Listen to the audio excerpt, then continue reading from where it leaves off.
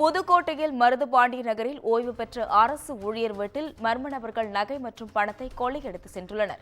இந்த கொள்ளை சம்பவம் குறித்து காவல் கண்காணிப்பாளர் அபிஷேக் குப்தா சம்பவ இடத்தில் சென்று ஆய்வு செய்து வருகிறார். மேலும் இதுகுறித்த தீவிர விசாரணை தற்பொழுது நடைபெற்று வருகிறது. மேலும் இதுகுறித்த விவரங்களை பகிர்வதற்காக செய்தியாளர் சுவாமிநாதன் இணைப்பில் உள்ளார். வணக்கம் சுவாமிநாதன், இந்த கொள்ளை சம்பவம் குறித்து உங்க விவரங்களை பகிரலாம். அஸ்வினி, புதுக்கோட்டை மாவட்டம் மருதுபாண்டி நகரில் ஓய்வு பெற்ற அரசு ஊழியர் பிரேம்ராஜ் வீட்டில் முகமூடி அணிந்த மர்ம நபர்கள் அவரது மனைவியை மிரட்டி 5 சவரன் தங்க நகை மற்றும் 45,000 ரூபாய் பணத்தை கொள்ளையடித்து சென்ற சம்பவம் பெரும் பரபரப்பை ஏற்படுத்தியுள்ளது. இந்த சம்பவத்தை அடுத்து மாவட்ட காவல் கண்காணிப்பாளர் அபிஷேக் குப்தா சம்பவ இடத்தில் ஆய்வு செய்து வருகிறார்.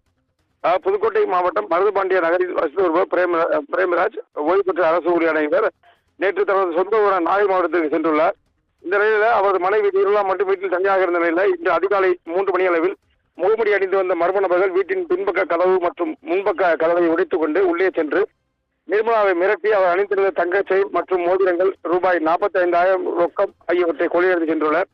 இது தொடர்பாக அளிக்கப்பட்ட புகாரின் அடிப்படையில் சம்பவத்திற்கு சென்ற திருக்கவரணம் காவல்துறையினர் கைரேகை நிபுணர் வைத்து தடயங்களை சேகரித்து வருகின்றனர். இந்த சம்பவத்திற்கு சென்ற மாவட்ட காவல் கண்காணிப்பாளர் அபிஷேக் குப்தா தீவிர ஆய்வு செய்து விசாரணை நடத்தி வருகிறார். மேலும் மர்ம நபர்களை விரைந்து கைது செய்ய நடவடிக்கை எடுக்குமாறு உத்தரவிட்டுள்ளார். இதுபோன்று ஏற்கனவே இதே பகுதியில் ஒரு ஆண்டுக்கு முன்பு கோயில் திருவிழாவில் நிர்மலா அணிந்திருந்த 7 பவுன் தங்க செயினை பறிபோன நிலையில் அதற்கான முடிவு தெரியாத நிலையில் மீண்டும் பாதிக்கப்பட்ட வீட்டிலேயே நகை கொள்ளை போயுள்ள சம்பவம் பெரும் பரபரப்பை ஏற்படுத்தியுள்ளது. அஸ்வினி,